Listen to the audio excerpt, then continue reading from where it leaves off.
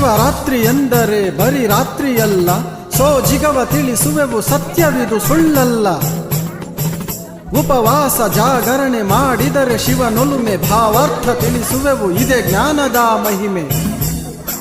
ಜಗದೊಡೆಯ ಈಶ್ವರನು ಧರೆಗೆ ಇಳಿದಿಹ ರಾತ್ರಿ, ಜಗದ ಅಜ್ಞಾನದ ತಮವ